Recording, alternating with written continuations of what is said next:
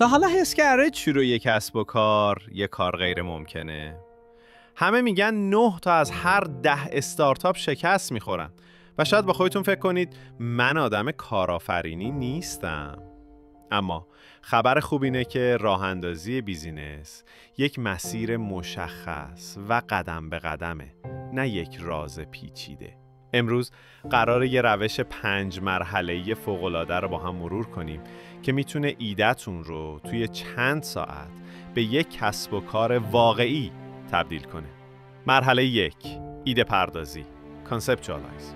اولین قدم داشتن ایده‌ای هدفمنده، نه هر ایده‌ای که به ذهن برسه. ابتدا حداقل 10 ایده بنویسید و بهترین رو انتخاب کنید. برای انتخاب از قانون جوجه تیغی استفاده کنید. 1. چیزی که بازار واقعا نیاز داره. 2. چیزی که عاشقش هستید یا تخصص دارید. 3.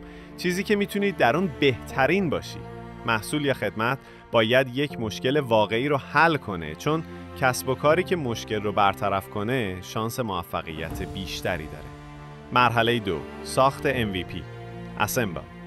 اشتباه رایج، صرف ماه‌ها برای ساخت محصول کامل، سپس فهمیدن اینکه کسی نمیخوادش. راه درست، ساخت حداقل محصول قابل ارائه، MVP، برای تست بازار. اصل مهم، همه چیز از جذب سرنخ لید شروع میشه. هدف MVP کسب درآمد نیست، بلکه بررسی علاقه بازار به ایده شماست. یک چیز ارزشمند رو رایگان بدید. ایده های خوب برای MVP، یه وبینار رایگان، یه آزمون یا کویز جذاب که اطلاعات مشتری رو جمع آوری کنه. اگه نتونید برای محصول رایگان مخاطب جذب کنید، محصول پولی هم شانس کمی داره. مرحله 3، تطبیق با بازار، شیپ. پس از جذب لید، بررسی کنید بازار چی میخواد. این همون تناسب محصول با بازار، پروداکت مارکت فیته. گاهی ایده اولیه با نیاز واقعی مشتری تفاوت داره، پس باید انعطاف پذیر باشید. مثلا من یک دوره برای یوتیوبرهای حرفه‌ای میخواستم بسازم، اما از نظرسنجی فهمیدم 99% مخاطبها تازه کارن. پس محصول رو برای تازه کارها طراحی کردم و فروش چند میلیونی شد. این قدرت شنیدن صدای بازار. مرحله 4، عرضه، لانچ. وقتی محصول رو با نظر مشتری کامل کردید، وقت عرضه است. این همون مرحله ورود به بازاره. حالا میتونید تبلیغات کنید، با اینفلوئنسرها همکاری کنید و روی فروش تمرکز کنید. برای یک عرضه موفق باید 3 چیز رو ترکیب کنید. 1. منطق، دلیل منطقی برای خرید. 2.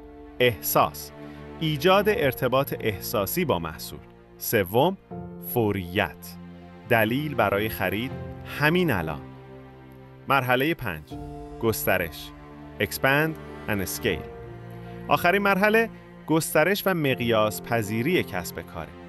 ورود به بازارهای جدید، شهرهای دیگه یا اضافه کردن محصولات تازه. این مرحله پیچیده تره و معمولاً به تیم بزرگتر یا مشاور حرفه‌ای نیاز داره. لازم نیست در ابتدا نگرانش باشید. اول 3 مرحله اول رو به بهترین شکل اجرا کنید. پس یادتون باشه، همه چیز از جذب لید شروع میشه. یک ایده‌ای که مشکل رو حل کنه. 2. یک MVP رایگان برای آزمایش بازار. 3. تغییر محصول بر اساس نظر مشتری. با همین 3 قدم از بیشتر آدم‌ها جلو میافتید. بقیه مراحل بعداً خودشون میان. مرسی که دیدید. تا ویدیوی بعدی، بدرود.